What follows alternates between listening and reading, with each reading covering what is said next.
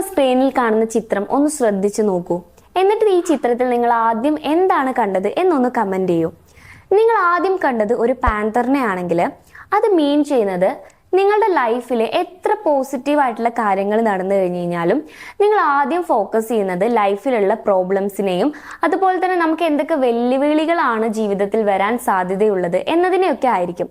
അപ്പൊ നിങ്ങൾ എപ്പോഴും നിങ്ങളുടെ ഫോക്കസ് നിങ്ങളുടെ ലൈഫിലുള്ള പ്രോബ്ലംസിലായിരിക്കും. നിങ്ങൾ ആദ്യം കണ്ടത് അതിലെ പക്ഷിയെ ആണെങ്കിൽ നിങ്ങളുടെ ലൈഫിലുള്ള ഓപ്പർച്യൂണിറ്റീസിനെയും അവസരങ്ങളെയും സാധ്യതകളെയും ഒക്കെ സീക്ക് ചെയ്യുന്ന ഒരാളായിരിക്കും. നിങ്ങൾ ആദ്യം ഫോക്കസ് ചെയ്യുന്നത് നമ്മുടെ ലൈഫിൽ എന്തൊക്കെ സാധ്യതകളുണ്ട്, നമുക്ക് എന്തൊക്കെ കാര്യങ്ങൾ ചെയ്യാൻ കഴിയും, നമുക്ക് ഒരു കാര്യം ഇനീഷ്യേറ്റീവ് എടുത്ത് തുടങ്ങിക്കഴിഞ്ഞാൽ അതെങ്ങനെ അവസാനിപ്പിക്കാൻ കഴിയും, ഈ രീതിയിൽ ചിന്തിക്കുന്ന ഒരാളായിരിക്കും നിങ്ങൾ. ഇനി നിങ്ങൾ ആദ്യം ഒരു സ്ത്രീയുടെ മുഖമാണ് കണ്ടതെങ്കിൽ നിങ്ങൾ കുറച്ചുകൂടി ഇമോഷണൽ ആയിട്ടുള്ള ആളുകളായിരിക്കും.